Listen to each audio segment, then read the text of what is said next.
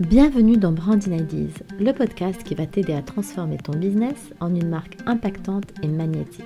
Je m'appelle Inde et je suis designer de marque spécialisée en branding. J'ai créé le studio Inde Ideas pour révéler et sublimer l'identité de marque d'entrepreneurs ambitieuses. Je les accompagne pour améliorer leur communication et maîtriser leur image de marque. Seule ou avec des invités inspirantes, je te partagerai ici des conseils en stratégie de marque, en design et en communication.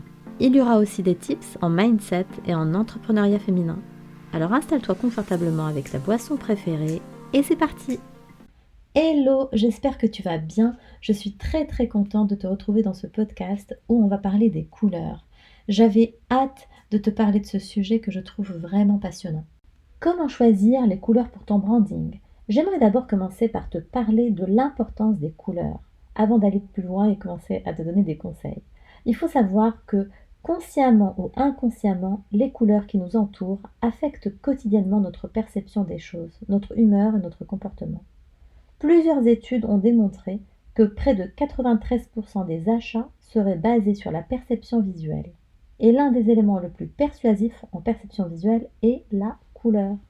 Les marques utilisent les couleurs pour véhiculer une image ou adresser un message. C'est un outil stratégique qui permet de rentrer en contact avec les consommateurs de façon subtile. Les couleurs ne sont pas perçues de la même façon par tous les publics, mais dans un même pays ou dans plusieurs pays avec une culture similaire, les couleurs transmettent les mêmes émotions, le même message. À la vue d'un logo, d'un produit ou d'une marque, la couleur est identifiée très rapidement. C'est parce que le cerveau il a tendance à assimiler et mémoriser les couleurs avant les formes et avant les mots. Du coup, tu te doutes bien que le choix des couleurs est important et il ne sera pas comme ça décidé au hasard. Alors, de quoi dépend le choix de la palette couleur en branding? Le premier point qui est très important est définir la personnalité de ta marque. C'est un travail que tu as déjà fait en stratégie de marque et si ce n'est pas le cas, eh bien, il n'est jamais trop tard pour le faire. Tes couleurs doivent transmettre les valeurs de ta marque. Il faudra te poser des questions telles que quelles émotions souhaites-tu véhiculer avec ta marque? Comment veux-tu que les gens se sentent face à ta marque? Quel ressenti souhaites-tu provoquer chez eux? Note 3 mots que tu souhaiterais qu'on associe à ta marque. Il y aura clairement une différence dans le choix de couleurs entre une marque qui veut te motiver, te booster, t'encourager à te dépasser, repousser tes limites, et une marque qui souhaiterait que tu te sentes mieux, en sécurité, acceptée, vue. Ce sont deux personnalités différentes, deux façons de communiquer différentes et deux ambiances et énergies différentes. Donc, il faut d'abord que tu te décides quelle personnalité tu veux donner à ta marque, quelle énergie et quelle ambiance, quel ton de voix tu vas utiliser dans ta communication avant de choisir tes couleurs. Parce que tes couleurs vont retranscrire cette ambiance et cette énergie. Et c'est là que rentre en jeu un outil super intéressant que j'utilise dans mes accompagnements avec mes clientes, c'est l'archétype de marque. L'archétype de marque t'aide à donner à ta marque une personnalité en te basant sur tes propres besoins profonds du moment, de l'instant T. On utilise l'archétype principal, celui auquel tu corresponds le plus, et l'archétype secondaire qui viendra compléter le principal. Alors, prenons mon exemple. Moi, mes deux archétypes sont l'amoureuse et l'innocente. Lorsque j'ai choisi mes couleurs, je ne connaissais pas encore très bien l'archétype de marque. Donc, je m'étais plutôt basée sur la psychologie des couleurs et ma propre personnalité, mes valeurs. Et par la suite, quand j'ai découvert mes deux archétypes dominants, ils sont juste venus confirmer mes choix de couleurs. D'ailleurs, à la fin de cet épisode, je prendrai pour exemple les couleurs de mon identité de marque et je justifierai le choix de chacune de mes couleurs et comment j'ai découvert que les archétypes de marque confirmaient mon choix. Passons maintenant au deuxième point important pour choisir tes couleurs, c'est la psychologie des couleurs. Chaque couleur, et je dirais même chaque teinte de couleur, a une signification et véhicule une émotion. Le bleu symbolise la sécurité, le calme, l'honnêteté, la confiance, la force, la stabilité. Le rouge symbolise l'amour, la passion, le dynamisme, l'action, l'excitation. Le jaune symbolise l'optimisme, la joie, la créativité, le dynamisme aussi, la logique.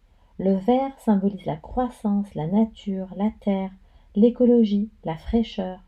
Je ne vais pas te citer toutes les couleurs ici, mais tu as compris. Une fois que tu as déterminé les valeurs qui représentent ta personnalité de marque, il faudra regarder quelles couleurs symbolisent tes valeurs. Le troisième point est le trio client idéal, marché concurrent. Il va falloir bien connaître à qui tu t'adresses, ton public cible. Les couleurs que tu vas choisir seront différentes si ta cible est jeune ou plus âgée, féminine, masculine, d'une certaine culture. Par exemple, généralement, les femmes, elles sont plus sensibles aux couleurs douces, aux différentes teintes, alors que les hommes y seraient plus sensibles aux couleurs franches et contrastées. Ton ambiance et l'énergie que tu vas transmettre doivent parler à ton client cible. Si ce sont des enfants, il faudra choisir des couleurs qui attirent les enfants, même si ce ne sont pas les enfants qui vont acheter, mais c'est tout de même eux qui vont décider, aimer. Donc les parents vont être sensibles à ce que leurs enfants vont aimer. Tu vas pas choisir des couleurs froides, tu vas plutôt choisir des couleurs chaudes, lumineuses, pimpantes. Il faudra aussi que tu t'intéresses à ce qui se fait sur le marché dans ton domaine et comment communiquent tes concurrents, quelles couleurs ils utilisent, et essayer de t'en démarquer. Et surtout, ne jamais perdre de vue ton client cible. C'est lui qui compte, c'est à lui que tu vas t'adresser. On arrive au quatrième point. Où et comment trouver l'inspiration? Commence par sélectionner dans un tableau sur Pinterest toutes les images qui vont te faire ressentir la même émotion que toi tu veux faire ressentir aux gens face à ta marque. Tu te souviens des mots-clés dont je t'ai parlé au début de cet épisode qui décrivent la personnalité de ta marque? Ça peut être par exemple sérieuse, moderne, classique, abordable, luxe. Tu peux taper sur la barre de recherche de Pinterest deux de tes mots-clés et tu sélectionnes 30, 40 ou 50 images. Tu verras que tu auras des modèles, des tendances, des couleurs qui vont se retrouver dans plusieurs épingles, donc plusieurs images en commun. Tu pourras retirer ceux qui ne correspondent pas à l'ambiance générale. Tu peux extraire tes couleurs d'une photo. S'il y a une photo qui reflète l'émotion que tu as envie de faire passer, si c'est une photo, supposons chaleureuse, avec une ambiance confortable, avec un plaid en laine, à côté d'une cheminée en briques, avec des couleurs chaudes, il suffit d'importer cette photo dans une application comme Coolors, Coolors. C'est une application que j'aime beaucoup, qui te permet d'extraire grâce à une pipette les couleurs de ta photo. Ou bien elle te propose aussi la palette couleurs qui correspond à cette photo, avec les codes hexadécimales. Tu peux aussi prendre une capture d'écran de l'ensemble des images que tu as rassemblées dans ton tableau Pinterest. Si tu es satisfaite avec l'apparence générale, elle correspond à ce que tu veux faire passer comme ambiance, tu importes la capture d'écran sur Coolors ou même sur Canva, qui a aussi la possibilité d'extraire les couleurs avec une pipette. Et tu pourras ainsi choisir tes couleurs. On arrive au cinquième et dernier point. Combien de couleurs choisir et comment les hiérarchiser? Je te conseille de choisir 3 à 5 couleurs. La première couleur est la couleur principale, celle qu'on va associer à ta marque. Elle représente ta valeur principale, c'est celle que tu utiliseras le plus et qu'on associera à ta marque. La deuxième couleur est une couleur d'accent.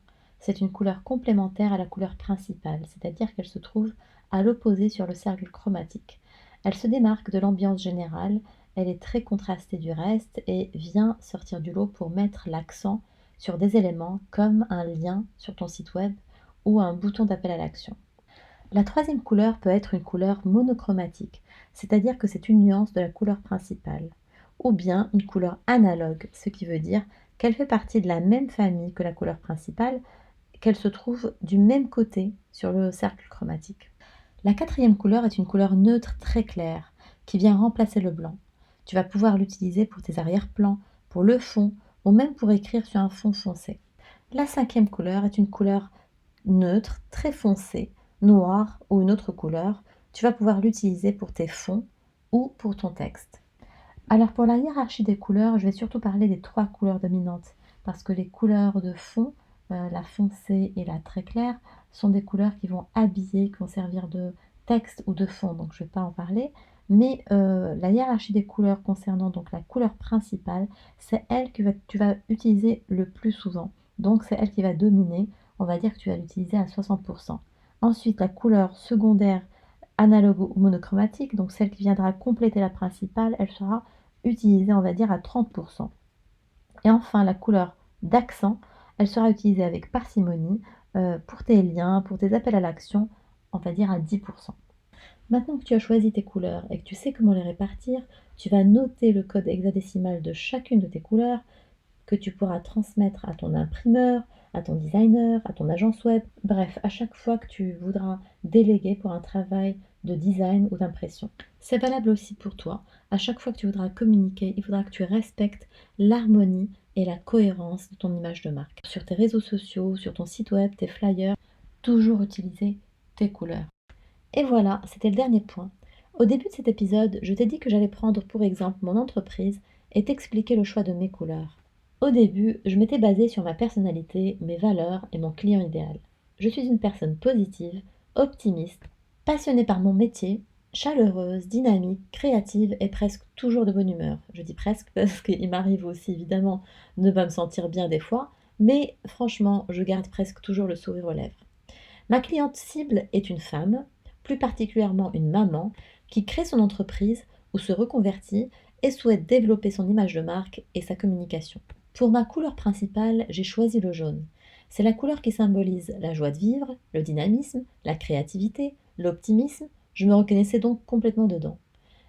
Et en couleur secondaire, j'ai choisi le rose, qui est une couleur douce et féminine et qui parle donc à ma cliente idéale. Ma troisième couleur, ma couleur accent, est le rouge, symbole de passion, de chaleur, de courage et de passage à l'action. Pour ma couleur claire, j'ai choisi une nuance de mon rose, donc qui est ma couleur secondaire, et pour ma couleur foncée, j'ai tout simplement gardé le noir comme couleur pour écrire mes textes. Bien plus tard, je découvre les archétypes de marque et mes deux archétypes dominants confirmeront mon choix. Analysons donc mes deux archétypes, l'amoureuse et l'innocence. L'amoureuse est une passionnée, une idéaliste. Elle est chaleureuse, romantique. Elle a tendance à aider les autres à se sentir mieux. Elle aime faire vivre des expériences qui vont permettre de nouer des relations profondes, des connexions, créer des souvenirs. Clairement, on peut imaginer là tout de suite la couleur qui est le rouge. Le rouge correspond très bien à cette personnalité. C'est la couleur de la passion, de l'amour, de l'intimité. Donc, elle est venue confirmer ma couleur accent. Ensuite, l'archétype l'innocence. C'est une éternelle spontanée, authentique, transparente. Elle voit toujours le côté positif de chaque situation. Elle aime la simplicité, essaie toujours de trouver des réponses et méthodes simples pour aller directement au but. La couleur ici est la couleur rose et ses nuances. Je sais, la couleur rose, c'est souvent lié à la féminité, oui, pas que, elle reflète aussi ce que j'ai cité tout à l'heure, c'est-à-dire l'authenticité, l'optimisme, la positivité, etc.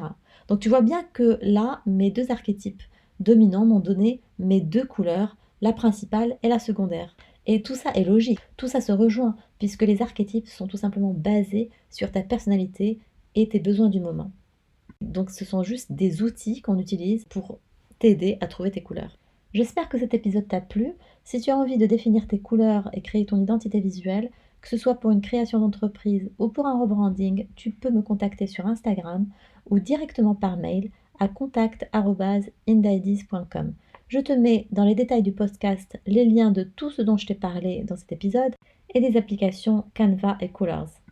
N'hésite pas à me mettre une note 5 étoiles et un petit commentaire pour m'encourager et soutenir le podcast et à le partager avec des personnes qu'il pourrait aider.